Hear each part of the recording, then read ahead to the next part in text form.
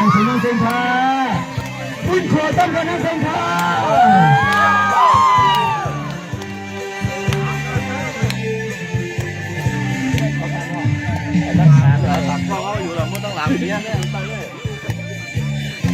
ฮัลโหลเอาซะเนาะอันนี้อันนั้นเนี่ยมันยิ่งให้ถึงบ้านมุนใจนะครับว่าพอห้างเลยครับเนาะเพิ่มเติมยิ่งให้กันเนาะไปทำอะไรกันเชื่อมกันนะครับเนาะเฮ้ห้างหนุ่มสัมปีหนุ่มในห้างหนุ่มสัมวันถึงเก่ายื้อปานนั้นน้ำในห้างคือ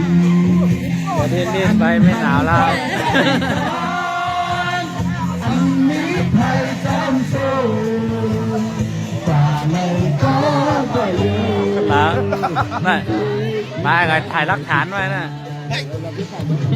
ปันปีเลยหือมันเกินหนามสูมีสูยังไงต่อไปนี้จะมี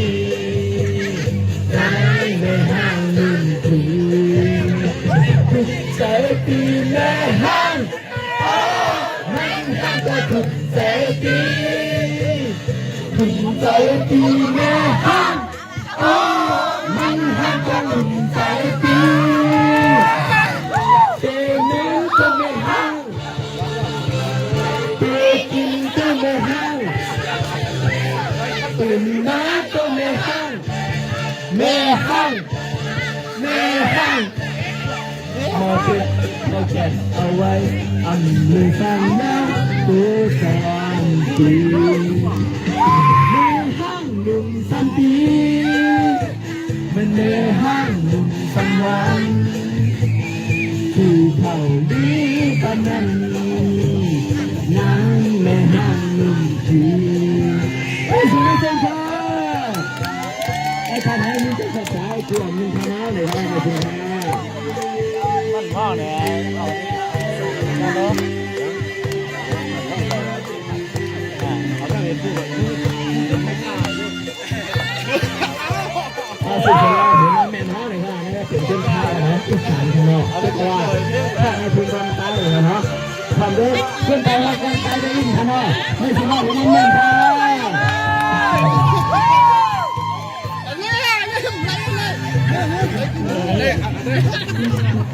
ายได้เป็นกระโปงเถอะเมื่อดงงกังวลใจ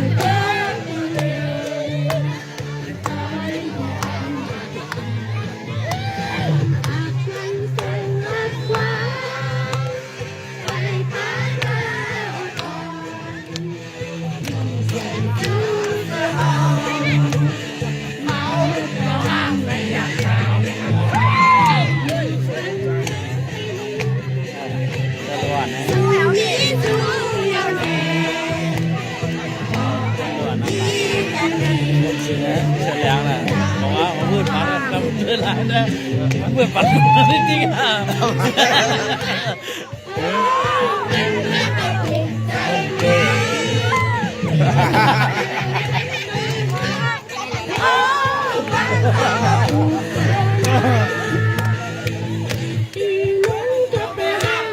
ถ่ายแล้วเชื่อไหมถ่ายวิดีโออ่ะ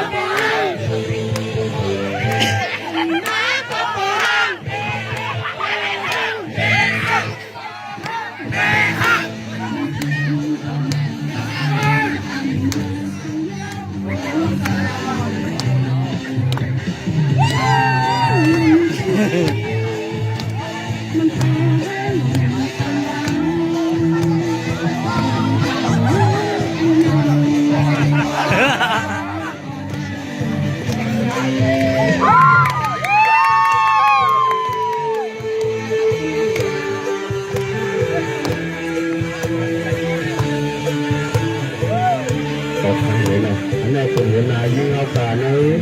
เป็นเมืองผู้ไทยฮะเนาะเป็นก็ถือว่าเป็นคนอีสานเลยฮะเนาะตัวการนำใส่ใกล้เนาะนั่นจะเป็นไรค่ะตัวห้าขาเป็นต้นใต้ในมังคมังกำในห้าขาห้องกำห้าขาอย่างปกติกันเนาะอันนี้เป็นอีสานห้องกำได้แล้วเนี่ยถือว่าเราได้เพิ่มค่ะ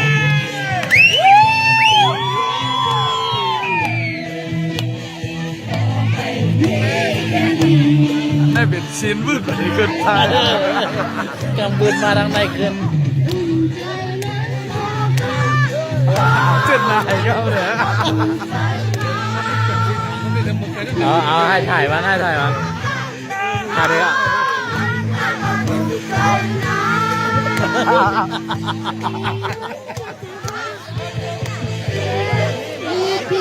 อีน้องเทียบอีน้องแปะ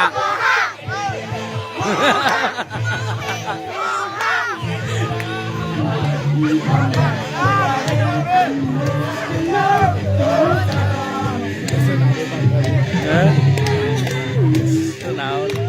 ริงๆน่ะมาข้างในมาแล้วถอดเสื้อถอดโค้ทลงมากว่าทั้งคู่นะ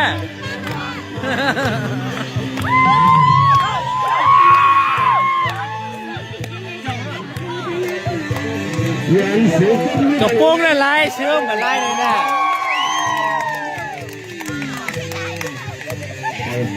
กระเทยนั่นนะ